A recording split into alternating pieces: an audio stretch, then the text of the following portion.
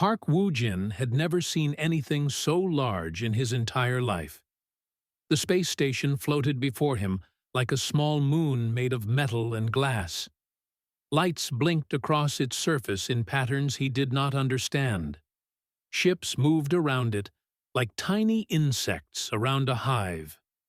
His own shuttle felt like a grain of rice compared to this giant structure. "Eternity's Edge," the pilot announced through the speaker. "Neutral territory. We arrive in 10 minutes."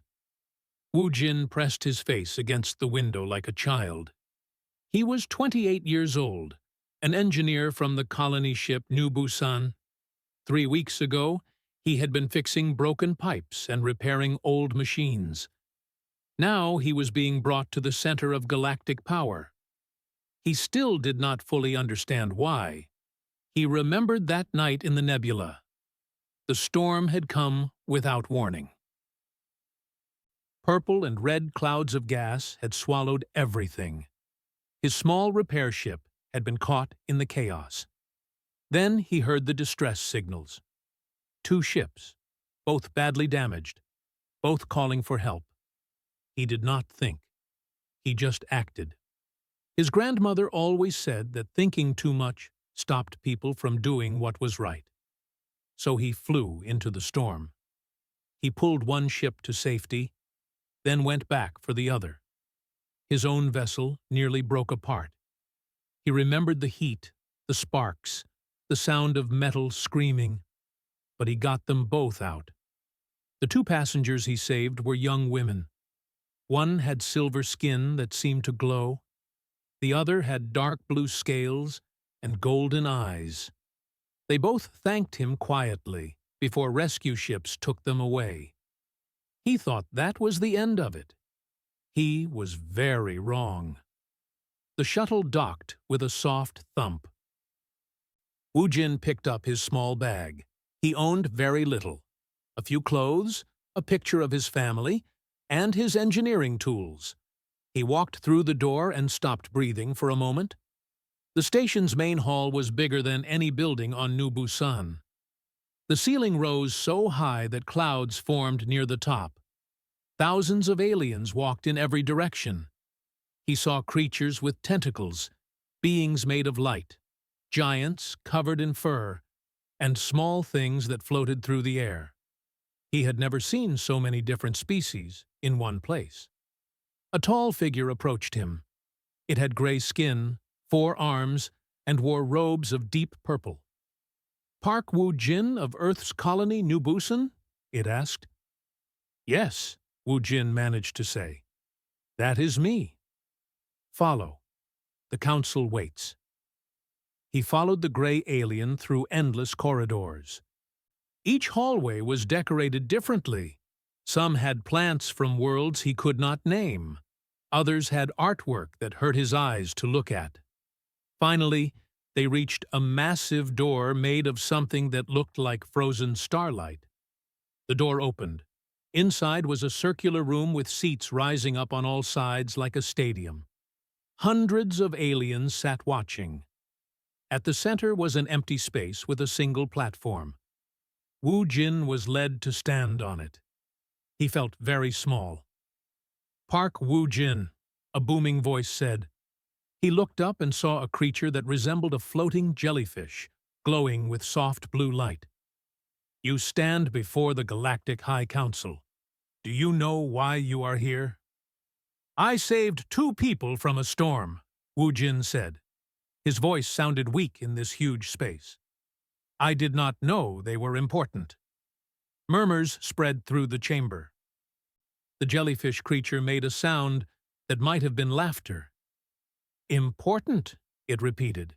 "You saved Nara, Crown Princess of the Alari Empire. You saved Yuna, Crown Princess of the Koveri Dominion, the heirs of the 2 most powerful civilizations in this galaxy." Woo-jin felt his legs go weak. He had heard of both empires. Everyone had. The Alari controlled thousands of worlds. They were ancient and wise and saw themselves as the greatest civilization ever to exist. The Kovari were warriors who had conquered half the galaxy through strength and blood. These two empires had been enemies for longer than humans had existed, and he had saved both their princesses in one night. Both empires wish to honor you, the jellyfish continued. They offer you citizenship in their great nations. They offer you a seat in their royal courts. And they offer you the hand of their princess in marriage. The room exploded with noise. Aliens shouted and argued. Wu Jin stood frozen, unable to process what he had just heard. You will have 7 galactic cycles to make your choice, the jellyfish said. Roughly 3 of your Earth weeks. Representatives of both empires will show you their civilizations. At the end, you will choose.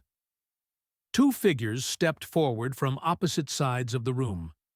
One was the silver-skinned woman he had saved, Nara. She moved like water, graceful and calm. Her eyes were like pools of liquid mercury. The other was the blue-scaled woman, Yuna. She walked like a soldier, each step precise and powerful. Her golden eyes burned with intensity. Both of them looked at him. Nara smiled gently. Yuna nodded with respect. Wu Jin's mind raced. This was not an honor. He understood that immediately. Humanity was young in galactic terms. They had only achieved space travel 200 years ago. They were considered primitive by most standards. Earth sat in a strategic position between both empires. If he chose one side, the other would be insulted. Wars had started over less, and his home world would be caught in the middle. Do I have to choose? He asked quietly. The chamber went silent. No one had ever asked that question before. Refusing both would be a grave insult, the jellyfish said carefully. Such things have consequences. Wu Jin looked at the 2 princesses. They were beautiful, powerful, and represented everything humanity was not. Behind them stood empires that could crush Earth without effort. He was just an engineer who fixed broken things. But his grandmother had also taught him something else. When you are trapped between 2 bad choices, she always said, you must make a third path. He did not know how yet, but standing there, with the weight of 2 empires pressing down on him, Park Woo-jin made a silent promise. He would not let his people become a prize to be won. He would not let Earth become a battlefield for someone else's war. He bowed to the council, proper and respectful. I thank both empires for this great honor, he said, his voice steady now. I will use these 3 weeks wisely. As he was led away, he felt the eyes of the entire galaxy on his back. He was nobody, a simple man from a simple colony. But sometimes, he thought, that was exactly what the universe needed. Someone too small to know that he was supposed to fail. The Alari ship was made of crystal. At least, that is what it looked like to Wu Jin. Every wall, every floor, every piece of furniture seemed to be carved from precious gems. Light passed through the surfaces and created rainbows everywhere he looked. It was the most beautiful thing he had ever seen. Princess Nara walked beside him. Her silver skin reflected the colors around her. She moved without making any sound, as if she weighed nothing at all. Her dress flowed behind her like liquid moonlight. Your ship is amazing, Wu Jin said. He felt stupid saying something so simple, but he could not find better words. Nara smiled. It was a gentle smile, the kind a teacher might give a clever student. This is just a transport vessel, she said. Wait until you see our home world. Wait until you see our archives. They traveled for 2 days through space.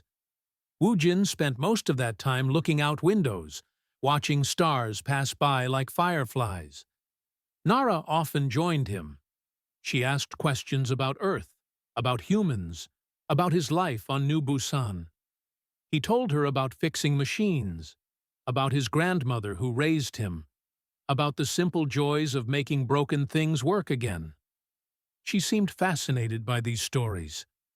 "You find pleasure in such small tasks?" she asked one evening. "They are not small to me," Wu Jin replied. "When something is broken and I fix it, I have changed the universe, just a tiny bit. But I have still changed it." Nara looked at him strangely after that. He could not read her expression. The Ilari home world took his breath away. It was a planet of white towers and floating gardens. Waterfalls fell from clouds and became mist before they reached the ground. Music played from somewhere, always present, always soft. Everything was clean. Everything was perfect.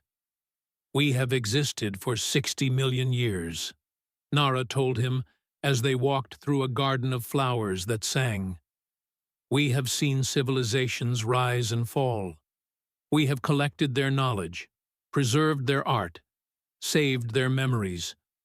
Without us, so much would be lost forever." She took him to the great archives. It was a building so large that it had its own weather inside. Shelves stretched up into darkness, filled with books and crystals and devices from 1,000 dead worlds.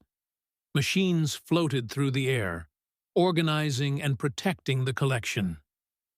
"This is the knowledge of 10,000 civilizations," Nara said. Her voice was filled with pride. "Races that burned themselves in war, species that were killed by disease, peoples who simply faded away. We saved what they left behind. We are the memory of the galaxy." Wu Jin walked among the shelves in silence. He saw writing he could not read, pictures of beings long extinct, machines that no longer had anyone to use them. It was beautiful and sad at the same time. "What happened to all these species?" he asked. Nara's silver face showed something like discomfort. "Many causes. Some we could not prevent. Others made poor choices. Some refused our guidance when we offered to help." "Your guidance?" "We have learned much in 60 million years," Nara said. "We know what paths lead to destruction.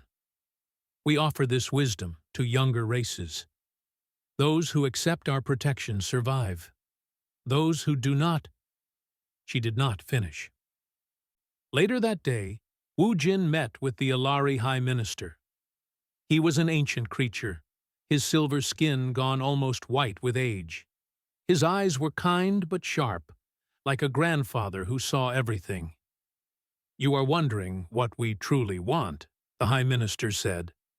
They sat in a room of soft light and gentle music. "I will be honest with you, Park Woo-jin. We admire humans. You are creative. You are adaptable. You have a spark that many older races have lost." "Thank you," Woo-jin said carefully. "If you choose the Ilari, humanity will be given protected species status.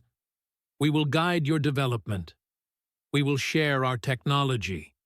We will ensure you do not make the mistakes that killed so many others." It sounded wonderful. It sounded like a dream. But something in the High Minister's voice made Wu Jin uncomfortable. "What does protected status mean exactly?" he asked. The High Minister smiled. "It means you would have our support in all things. Our advisors would help your leaders make wise decisions. Our technology would improve your lives. You would never want for anything. But would we be free to make our own choices?" The smile faded slightly. "Freedom is a complex idea, young human. Many species thought they were free as they walked toward their own destruction. True freedom is not doing whatever you want. True freedom is being guided away from harm." Wu Jin understood then. The Ilari did not want partners. They wanted children to raise. They would protect humanity the way a parent protects a child. And like children, humans would have to obey. That night, he sat with Nara on a balcony overlooking an endless city of light. The stars above were different from the ones he knew, but they were still beautiful. "Your people have done amazing things," he told her. "You have saved so much knowledge, so much beauty." "But?" Nara asked. She had learned to hear the words he did not say. "But I wonder about the species in your archives, the ones who refused your protection. What happened to them?" Nara was quiet for a long time. The wind played with her silver hair. Finally, she spoke. "Some were absorbed into other empires. Some died out naturally. A few were removed for the good of the galaxy." "Removed?" "When a species becomes a threat to peace, sometimes difficult choices must be made." Her voice was sad, but not sorry. "We do not enjoy it, but we do what is necessary." Wu Jin felt cold despite the warm air. "And if humans refused your protection? If we wanted to find our own path?" Nara turned to look at him. In her mercury eyes, he saw something he had not seen before: doubt. His questions were reaching her, making her think thoughts she had never considered. "I do not know," she admitted. "No species has refused in a very long time." He stood up and walked to the edge of the balcony. Below, the Alari city glowed like a jewel. It was perfect, it was eternal, and it was built on the graves of species who had wanted to be free. "Thank you for showing me your world," he said. "I have learned much." Nara stood beside him. She was close enough to touch, but the distance between them felt like light years. "I saved your life because you were kind," she said quietly. "You risked everything for a stranger.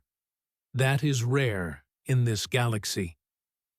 I would not want to see that kindness controlled." For a moment, she sounded less like a princess and more like a person. Wu Jin smiled at her gently. "Then maybe you understand why I have to ask these questions." She nodded slowly.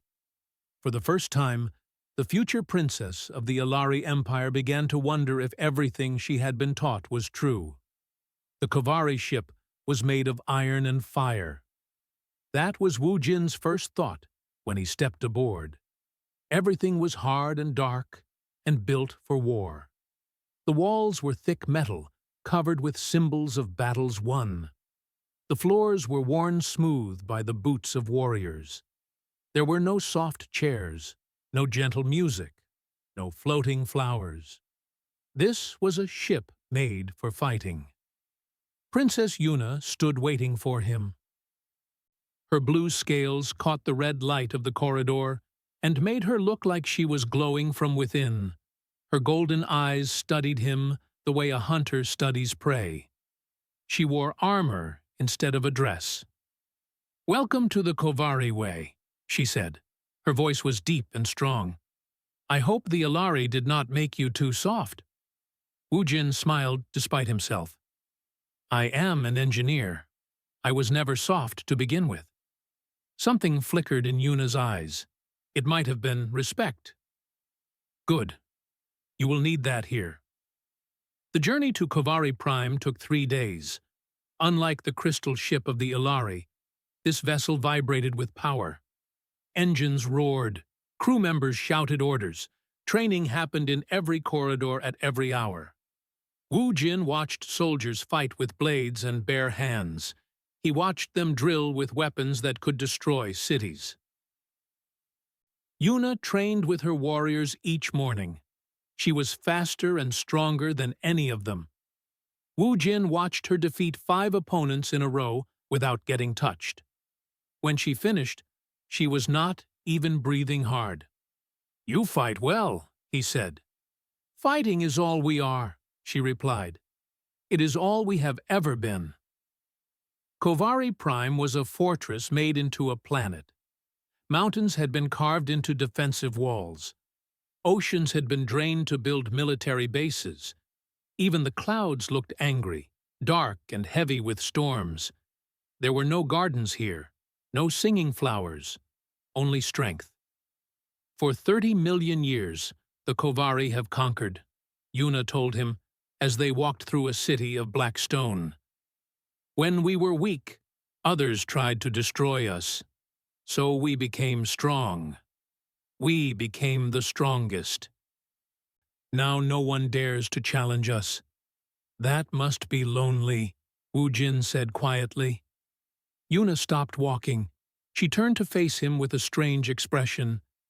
No one had ever said such a thing to her before. Lonely? She repeated. When you are the strongest, who do you have left to respect?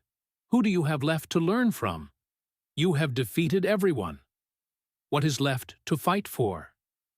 Yuna was silent for a long moment.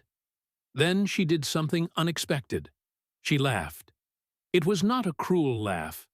It was the laugh of someone who had heard a truth they did not want to admit. You are strange, human, she said. Come, I want to test you. She took him to a training hall. The floor was made of sand. The walls were marked with the scars of thousands of battles. Warriors stopped to watch as their princess led the small human to the center of the room. Fight me, Yuna said. She tossed him a training sword. It was heavy in his hands. I am not a warrior, Wu Jin said. You will destroy me. I know. Fight me anyway. He raised the sword. Yuna moved like lightning. Before he could blink, he was on his back. His sword was gone. Her blade rested against his throat. The whole fight took less than 2 seconds. Again, she said. They fought 20 times. Each time, Wu Jin lost. Each time he stood back up. His body hurt. His arms shook. Blood ran from cuts on his hands. But he kept standing. After the 20th defeat, Yuna lowered her sword. She was looking at him differently now. Why do you keep getting up? She asked. You cannot win. You know this. Why continue? Wu Jin spat blood onto the sand. His legs trembled, but he forced them to hold him. Because giving up is a choice, he said, and I choose not to make it. The warriors around them murmured. Yuna nodded slowly. That is the Kovari way, to never surrender, to fight until you cannot fight anymore. She offered him her hand. You have earned my respect, Park Wu Jin. You are weak, but you are not soft. That evening, Wu Jin was brought before the Kovari warlord. He was the oldest Kovari Wu Jin had ever seen. His scales were scarred and cracked from 1,000 battles. One eye was missing, but his remaining eye burned with fierce intelligence. My daughter speaks highly of you, the warlord said. That is rare. She speaks highly of no one. She honors me, Wu Jin replied. The Kovari offer is simple, the warlord continued. Full military alliance. We share our technology. We train your warriors. We recognize humanity as equals in battle. When we fight, you fight beside us. When we conquer, you share the victory. It sounded better than the Alari offer. Equals, not children. Partners, not pets. And when you fight, what would humanity fight for? Wu Jin asked. The warlord smiled. It was not a kind smile. For glory, for strength, for the right to stand above others. And if humanity does not want to fight your wars, if we want to choose our own battles? The smile faded. Alliance means obligation. We protect you, you serve us. That is the way of strength. The weak serve the strong. This is natural. This is correct. Wu Jin understood. The Kovari were honest about what they wanted. They did not hide behind gentle words like the Alari. But the result was the same. Humanity would become a tool for another empire's wars. Later that night, He sat with Yuna on a balcony overlooking the fortress city. Storms rolled across the sky. Lightning illuminated millions of soldiers training in the streets below. "Your people are impressive," Wu Jin said. "You have built an empire through pure will." "But?" Yuna asked. She had the same ability as Nara to hear his unspoken words. "But what do you fight for now? You have conquered everything you wanted. What is left?" Yuna stared at the lightning for a long time. When she spoke, her voice was different, quieter, sadder.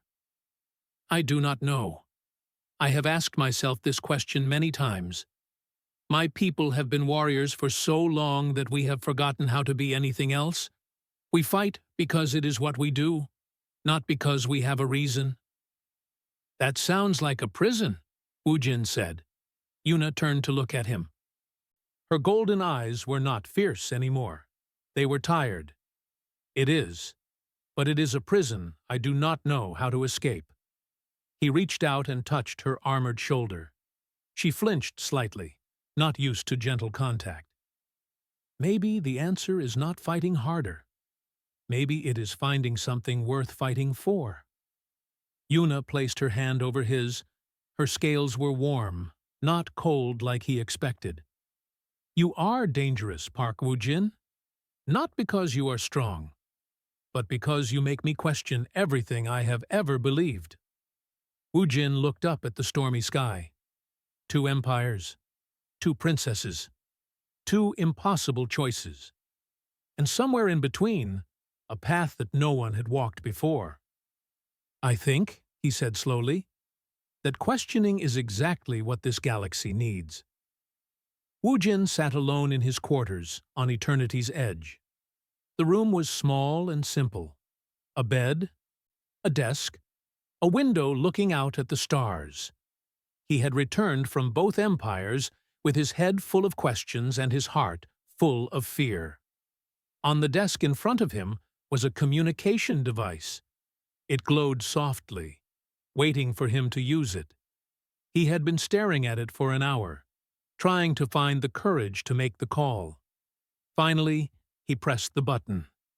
The image flickered and then cleared. An old woman's face appeared on the screen. Her hair was white. Her skin was wrinkled like paper that had been folded too many times. But her eyes were sharp and bright and full of life. "Grandmother," Wu Jin said. His voice broke slightly. Park Sun-yi smiled at her grandson. It was the same smile she had given him when he was a child and came to her with scraped knees and broken toys. "My little Wu Jin, you look tired. Have you been eating properly?" Despite everything, he laughed. "I am deciding the fate of humanity, and you ask if I am eating." "Fate means nothing if you die of hunger," she said firmly. "Now tell me, what troubles you?" He told her everything. The 2 empires, the 2 princesses, the impossible choice.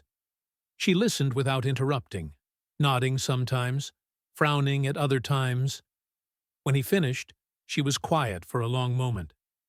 "Do you remember the story of the crane and the tigers?" she finally asked. Wu Jin smiled. He had heard this story 100 times as a child.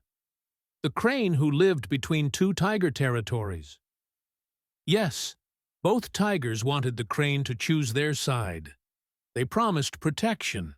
They threatened punishment. The crane was afraid. It seemed impossible to survive without choosing one tiger or the other. But the crane found another way," Wu Jin continued. "It flew up into the mountains where neither tiger could reach." "No," his grandmother said, shaking her head. "That is the version for children. The real story is different." Wu Jin leaned forward. "What is the real story?" The crane did not run away. Instead, it gathered all the other small animals who were also trapped between the tigers, the mice and the rabbits and the birds.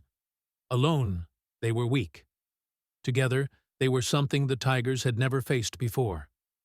Not strong enough to fight, but too many to ignore. She paused, letting the words sink in. The tigers realized that if they attacked the crane, all the small animals would unite against them. Neither tiger wanted that war. So they left the crane alone, not because it was powerful, but because it was brave enough to stand up and offer something different. Wu Jin felt tears forming in his eyes. But what if it fails? What if the tigers attack anyway? Then you tried, his grandmother said simply. That is all any of us can do. Try, and hope, and refuse to give up. She reached toward the screen as if she could touch his face. You are my grandson. You are human. We have survived ice ages and world wars and the death of our own planet.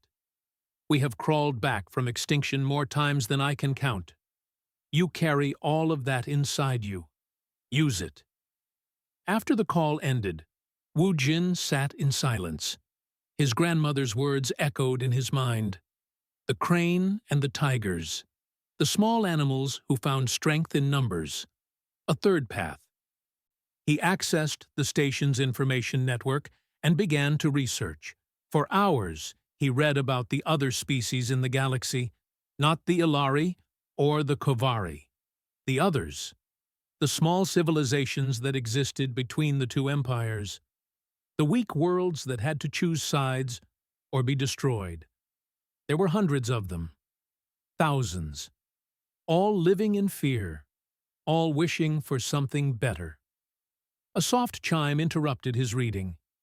He had received a message. The source was blocked, but he opened it anyway. The message was simple. Meet me in Observation Deck 7. Come alone. There is something you need to know. He should have been suspicious. He should have reported it to security. But something in his gut told him this was important. So he went. The observation deck was empty except for one figure. It was a small alien, barely reaching Wu Jin's waist. It had green skin and large dark eyes and wore the robes of a diplomat. Park Wu Jin, it said. Its voice was like wind through leaves. I am Delegate Miro of the Setha people. We are a minor species. We do not matter to the great empires, but I needed to speak with you. Why? Wu Jin asked. Because you asked the question no one else asks. You asked if you could refuse both choices. Miro's large eyes blinked slowly. In 300 years, no one has ever asked that. Everyone assumes they must choose. The Ilari or the Kavari. Protection or strength. But you looked for another way. And that interests you? It gives us hope. Miro moved to stand beside him at the window. Outside, stars burned in eternal silence. My people were once proud. Now we exist at the pleasure of the empires. We do what we are told. We serve whoever is stronger at the moment. We have no voice. We have no choice. Wu Jin felt the weight of Miro's words. There are others like you? Hundreds of species, thousands of worlds, all waiting, all hoping, all too afraid to speak up alone. What happened to the last species that refused both empires? Miro was quiet for a long time. They were called the Verath. They were proud and brave. They said no to both sides. Within 1 year, they were absorbed. Half went to the Ilari as a protected species. Half went to the Kovri as soldiers. Their homeworld is empty now, a monument to what happens when small voices try to speak. Wu Jin felt cold. So, there is no hope? I did not say that. Miro turned to look at him with those large dark eyes. The Verath were one voice, one species. Easy to silence. But what if it was not one voice? What if it was many? What if someone could unite the small animals against the tigers? The words hit Wu Jin like a physical force. His grandmother's story. The crane and the tigers. It was not just a fairy tale. It was a strategy. Why are you telling me this? He asked. Because you are human. Your species is young and strange and does not understand how things work in this galaxy. You do not know that what you are thinking is impossible. And sometimes, the only people who can do impossible things are the ones who do not know they cannot be done. Miro pressed something into Wu Jin's hand. It was a small crystal that glowed with soft light. This contains contact information for every minor species delegate on this station. Use it wisely, or do not use it at all. The choice, as always, is yours. Then Miro was gone, disappearing into the shadows of the observation deck. Wu Jin stood alone, holding the crystal. Through the window, he could see the distant shapes of warships, Ilari on one side, Kavari on the other, both waiting to see which way he would fall. He looked at the crystal in his hand. Then he looked at the stars. His grandmother was right. Humanity had survived everything the universe had thrown at them. Ice ages, wars, the death of their own planet. They had crawled and climbed and fought their way to the stars, not because they were the strongest or the wisest, but because they refused to stay down. Park Woo-jin made his decision. He would not choose between two masters. He would offer something this galaxy had never seen before. A third path. The day of the choice arrived like a storm that had been building for weeks. The entire Galactic Council gathered in the Grand Assembly Hall. Every seat was filled. Every screen across 1,000,000 worlds broadcast the event live. Two empires held their breath. One small human held the future in his hands. Wu Jin stood outside the massive doors, waiting to be called. He wore no fine robes, no ceremonial armor. He had chosen his old engineer's uniform instead. It was stained with oil and patched in 3 places. It was the uniform of a working man, a nobody from nowhere. He thought it was perfect. Beside him, a guard shifted nervously. "They are ready for you," the guard said. Wu Jin nodded and stepped forward. The doors opened. The Grand Assembly Hall was even bigger than he remembered. Seats rose up on all sides like mountains made of people. Aliens of every shape and size watched him walk to the central platform. Some looked curious, some looked hungry. Most looked certain that they already knew what would happen. At the front of the chamber, in places of honor, sat the 2 princesses. Nara wore a gown of pure starlight that shifted and sparkled with every breath. She looked like a goddess from an ancient story.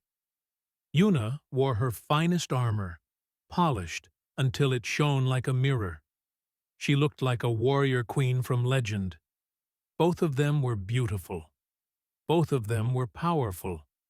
Both of them watched him with eyes that held hope and fear in equal measure. Behind Nara sat the Ilari High Minister, ancient and calm. Behind Yuna sat the Kovari warlord, scarred and fierce. They did not look at Wu Jin with hope. They looked at him like he was a piece in a game they had already won.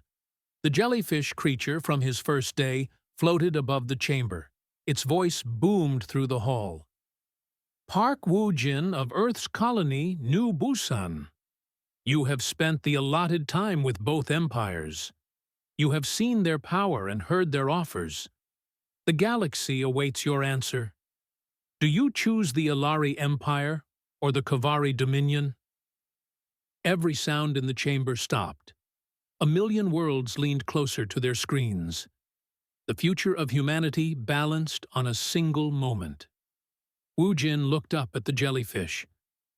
"May I speak freely before I give my answer?" Murmurs rippled through the crowd. This was not part of the tradition. Answers were supposed to be simple. Yes or no. One side or the other. The jellyfish flickered with uncertainty. "You may speak." Wu Jin turned slowly, looking at all the faces surrounding him. Not just the Ilari and Kavari, the others, the hundreds of minor species who sat in the upper rows, the delegates who had no real power, the peoples who lived in fear between two giants. "I want to tell you a story," he said. His voice was calm, but it carried through the silent hall. "It is a human story, about what we are, about what we have survived." The Ilari High Minister frowned.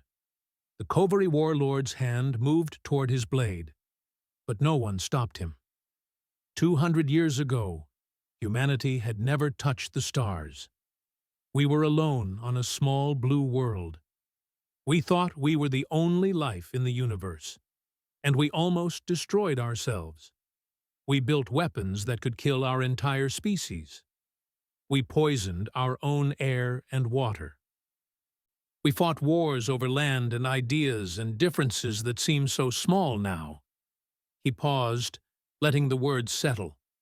We nearly went extinct. Many thought we deserved to. But we survived. Not because we were the strongest, not because we were the wisest, but because some of us refused to accept that extinction was the only answer. Some of us kept looking for another way. He turned to face the Ilari section. The Ilari Empire has preserved the knowledge of 10,000 dead civilizations. That is a great and noble thing. But I have to ask a question. How many of those civilizations died because they were different? How many were removed because they would not accept your protection? The High Minister's face went cold. Nara looked down at her hands. Wujin turned to the Kovari section. The Kovari Dominion has conquered through strength and honor. You have built an empire that no one dares to challenge. But I have to ask a question too. When you have defeated everyone worth defeating, what is left to fight for? When strength is all you have, what happens when strength is not enough? The warlord's eye blazed with anger. Yuna's jaw tightened, but she did not look away. Wujin returned to the center of the platform. Both empires have offered me great honors. Citizenship, power, marriage to a princess. These are gifts beyond anything a simple engineer could dream of. And I am grateful. Truly. The tension in the room was like a held breath. A million worlds waited for the word. Ilari or Kovari. Left or right. One or the other. But I cannot accept either offer. The chamber exploded. Shouts of shock and anger filled the air. The High Minister rose from his seat. The warlord's blade cleared its sheath halfway before guards moved to calm him. "This is insult," the High Minister roared. "This is madness. This is death," the warlord bellowed. "You have signed your species' execution." But Wujin did not flinch. He stood in the center of the storm, small and stained and absolutely unafraid. He waited until the noise began to die down. Then he spoke again. "I am not finished." The authority in his voice surprised even him. The chamber quieted, though anger still burned on every side. "I do not refuse your offers to insult you. I refuse because I have a different offer to make. Not to the Ilari, not to the Kovari. To them," he pointed up at the galleries where the minor species sat. "To the hundreds of worlds that have no voice in this chamber.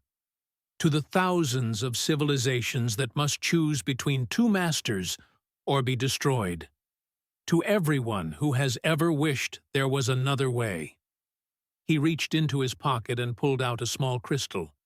It glowed in his palm like a captured star. "I have spoken with delegates from 37 species in the past week. Species you barely notice. Species you have already forgotten.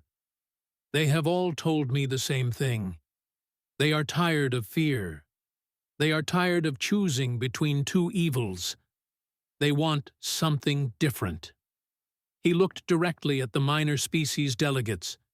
They stared back at him with wide eyes and trembling bodies. This was dangerous. This could get them all killed. I propose a third path, an alliance of free worlds, not under the Ilari, not under the Kovari. An alliance of equals, where every species has a voice, where strength is used to protect, not to dominate, where knowledge is shared, not hoarded, where the small and the weak stand together until they are no longer small or weak.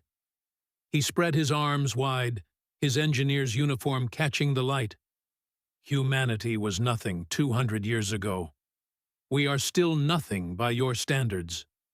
But we have learned something that both empires seem to have forgotten.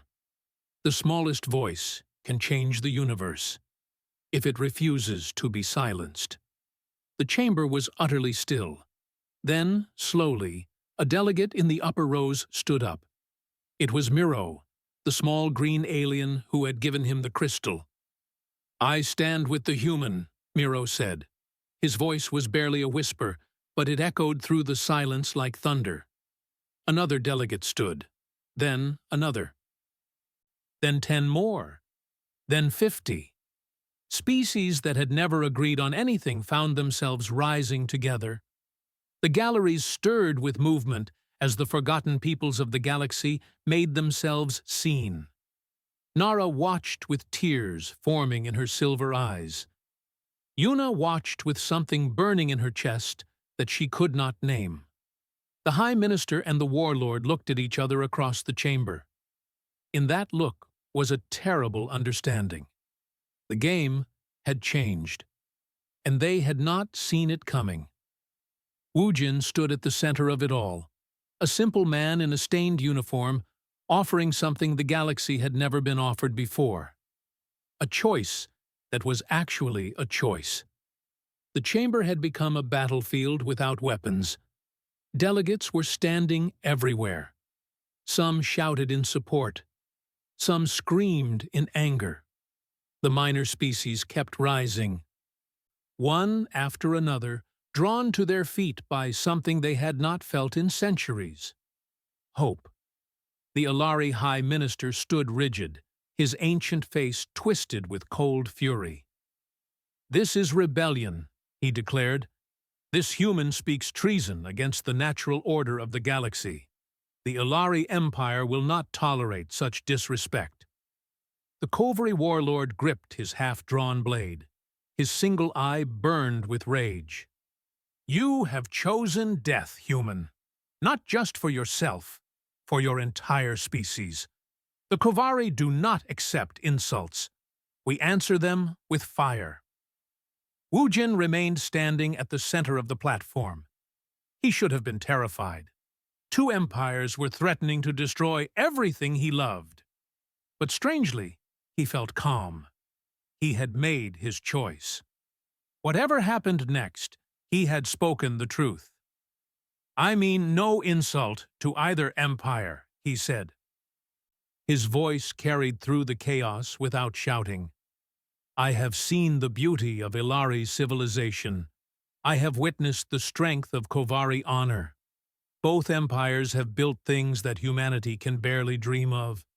But beauty means nothing if it requires chains, and strength means nothing if it only serves itself." He turned to address the delegates who had risen to support him. Nearly 100 now stood in the galleries. Small species, forgotten species. Species that had never dared to speak in this chamber before. "I am not asking you to fight," he told them.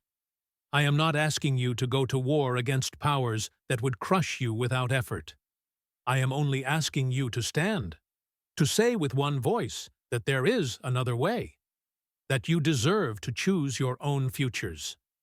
A delegate from a species Wujin did not recognize called out, "But what can standing do?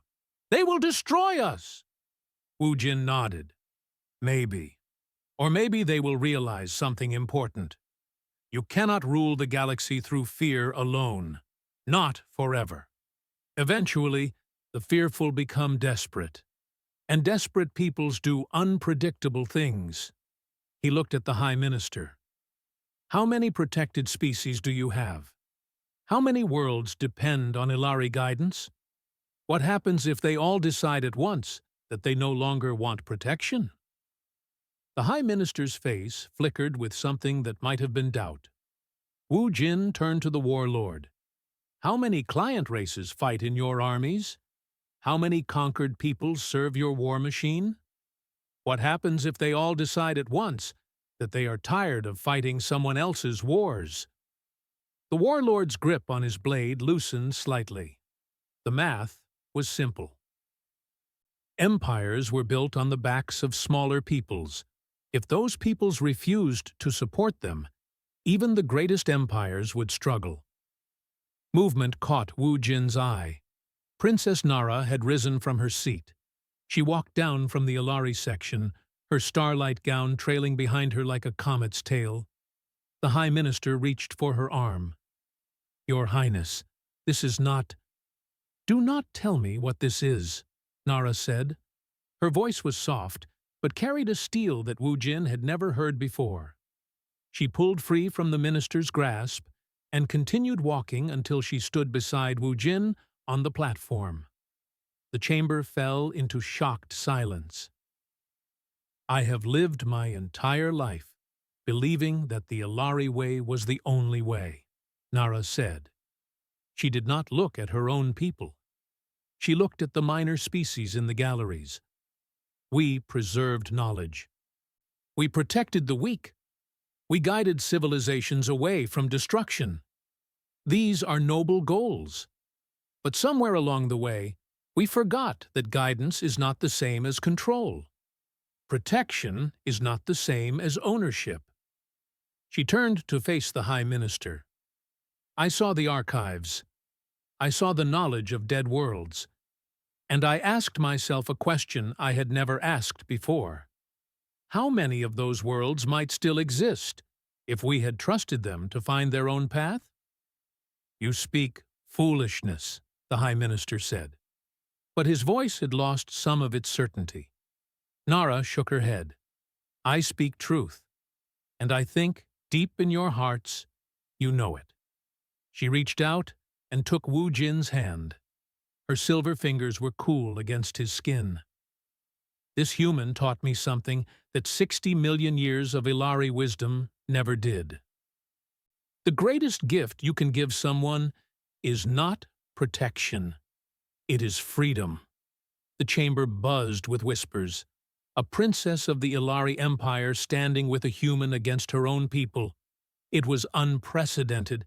It was impossible. But the impossibility was just beginning. Yuna had remained seated through everything. Her golden eyes watched the scene with an intensity that burned. Inside her chest, something was breaking.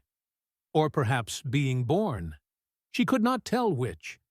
A voice called out from the Kavari section, not the warlord, someone younger. Yuna turned and saw her younger brother, Tai Ho, standing among the warriors. "Sister," Taeho shouted, "I have watched you train. I have watched you fight. You are the greatest warrior our generation has produced. But I have also watched you late at night, when you think no one is looking. I have seen you staring at the stars with empty eyes. I have heard you ask yourself what the point of it all is." The warlord roared, "Silence! You shame our family." But Taeho did not stop. "When did we stop earning our glory and start inheriting it? When did being Kovari become about continuing wars we do not understand against enemies we barely remember? This human is not our enemy. He is offering us something we desperately need. A reason to fight that actually matters." Yuna felt tears forming in her eyes. She had not cried since she was a child. Kovari did not cry. But here, in front of the entire galaxy, she felt them falling down her scaled cheeks. She thought of Wu Jin, his refusal to stay down in their sparring match, his questions that kept her awake at night, his gentle words about finding something worth fighting for.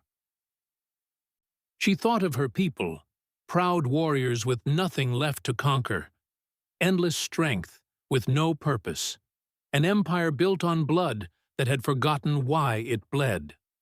She stood. The warlord turned to her with fury in his eye. "Yuna, sit down. Do not do this." "I am sorry, father." She began walking toward the platform. "I cannot. I will disown you. You will lose everything. Your title, your inheritance, your honor." Yuna stopped and looked back at him. For the first time, she saw her father clearly.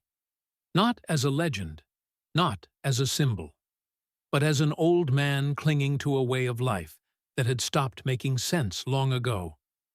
"You taught me that honor means standing for what is right," she said, "even when it costs everything, even when everyone tells you that you are wrong. That is what I am doing now." She continued walking until she stood on Wu Jin's other side. She took his free hand in her armored gauntlet. "I do not know if this will work," she said quietly. "I do not know if your third path leads anywhere except destruction. But I know that I am tired of fighting for nothing. And I know that you are the first person in my life who made me want to fight for something." Wu Jin looked at the two princesses standing beside him, one who had rejected the cold perfection of her empire, one who had rejected the empty strength of hers. Together, they had given up everything they knew for a chance at something better. He squeezed both their hands. Then he turned to face the two empires that had just lost their heirs. "I did not want this," he said simply. "I never asked to be brought here. I never wanted to be the center of a galactic crisis. I am just an engineer who fixes broken things. But sometimes, the thing that needs fixing is bigger than a pipe or a machine. Sometimes, it is an entire way of thinking." He looked up at the galleries, where more and more delegates were rising to their feet. "You cannot attack us without attacking your own princesses. You cannot destroy us without becoming the monsters you claim to oppose. For the first time in centuries, you have to actually think about what you want the future to look like." The High Minister and the warlord stared at each other across the chamber. Enemies for so long, and now united by a common shock, a common loss, a common realization that the galaxy they knew was changing whether they wanted it to or not. "This is not over," the High Minister finally said. "No," Wu Jin agreed, "it is just beginning." 5 years had passed since that day in the Grand Assembly Hall. 5 years since a simple engineer in a stained uniform had changed the course of galactic history. 5 years since the galaxy learned that the smallest voices could shake the mightiest empires. Earth had transformed. What was once a recovering world, still healing from the wounds humanity had inflicted upon itself, had become the heart of something new. Ships from 100 different species filled its skies. Delegates from worlds that had never known hope now walked its streets. The Independent Worlds Coalition had grown from a desperate gamble into a movement that neither the Ilari nor the Kovari could ignore. Park Wu Jin stood at the edge of a great stage, watching workers prepare for the 5th anniversary ceremony. The venue was in Seoul, in a park that had been built on land that was once scarred by war. Now it bloomed with flowers from 40 different worlds. Trees from distant planets stood beside Korean pines. It was a garden that should not exist. Yet here it was. "You should be resting." Nara's voice came from behind him. She walked up to stand beside him, her silver skin catching the afternoon sun. She no longer wore the gowns of Ilari royalty. Instead, she dressed in simple clothes that let her move freely. She looked more alive than she ever had in those crystal palaces. "I am fine," Wu Jin said, "just thinking." "You do too much of that." Yuna appeared on his other side. She had changed too. She still wore armor, but it was lighter now. Her scales had softened somehow, though they still shone like precious metal. A warrior must know when to rest and when to fight, and this is a day for celebration, not worry. Wu Jin smiled at both of them, his partners, his friends, his fellow dreamers. They had not married him, despite what everyone expected. He had refused to choose between them, and they had respected that decision. Instead, they had become something else. Leaders together. Family without romance. Bound by something deeper than love.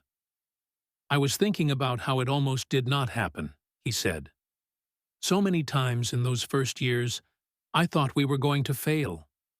The blockades, the economic pressure, the assassination attempts. Any one of those could have ended everything. But they did not, Nara said gently, because you never gave up. You kept fixing things, just like you always did. One piece at a time. Because we kept fighting, Yuna added, not with blades, but with something more powerful. Belief. The coalition had not survived through strength alone. It had survived because it offered something the old empires could not match. Choice. Dignity. The right to fail and succeed on your own terms. Species that had been slaves for millennia discovered what it meant to be free. And once they tasted that freedom, they refused to give it back. The Alari Empire still existed, but it had changed. Many of their protected species had left for the coalition. The ones who remained did so by choice, not by force. The archives were now shared with the galaxy, not hoarded. The High Minister had been replaced by younger voices who remembered what Nara had taught them. Preservation without control. Wisdom without arrogance. The Koveri Dominion still existed too, but it had changed as well. Their wars had become something different. Peacekeeping missions. Defense of coalition worlds. They still fought because that was who they were. But now they fought for things that mattered. Yuna's brother Tai Ho had become a hero among both Koveri and coalition peoples. The warlord had died 2 years ago, still angry, still refusing to understand. But his children understood, and that was enough. A small figure approached the stage. Wu Jin recognized the green skin and large dark eyes immediately. "Delegate Miro," he said warmly. "It has been too long." Miro smiled. It was strange to see the little alien smile. When they first met, Miro had seemed too tired for joy. Now his whole face glowed with it. "Engineer," Miro said. He still used the title. Many species did. "I wanted to thank you before the ceremony. My people have elected their first independent council. Children who were born free are now old enough to vote. You gave us that." Wu Jin knelt down so they were at the same level. "I did not give you anything. You stood up that day in the assembly hall. You were the first. Everything that came after happened because you had the courage to rise." Miro shook his head. "You gave us the chance to be brave. That is no small thing." A familiar face appeared in the crowd near the stage. White hair, wrinkled skin, eyes that still sparkled with life despite age. "Grandmother!" Wu Jin hurried down from the stage and embraced Park Sun-yi. She was smaller than he remembered, frailer, but her arms were still strong around him. "My grandson, the galaxy changer," she said. There were tears in her eyes. "I always knew you would do something important. I just thought you would be fixing pipes." "I am still fixing things," Wu Jin laughed. "Just bigger pipes." The ceremony began an hour later. Wu Jin stood at the center of the stage, looking out at a crowd that seemed to stretch forever. Humans stood beside aliens. Warriors stood beside scholars. Species that had been enemies for longer than humanity existed now, shared food and stories and hope. 5 years ago, Wu Jin began, I stood in a chamber full of powerful beings and said something foolish. I said that small voices could change the universe. I said that the forgotten and the overlooked deserved the right to choose their own paths. Most of the galaxy thought I was insane. Laughter rippled through the crowd. Maybe I was. Maybe I still am. But I look out at all of you, and I see proof that insanity can be contagious. More laughter. I see species that once feared each other now standing shoulder to shoulder. I see former enemies building homes on each other's worlds. I see children who have never known the terror of choosing between two masters because they grew up in a galaxy where a third choice exists. He paused, looking at Nara and Yuna standing at the edge of the stage. They smiled back at him. I am often asked what made that moment possible. Why did my words work when so many others had tried and failed?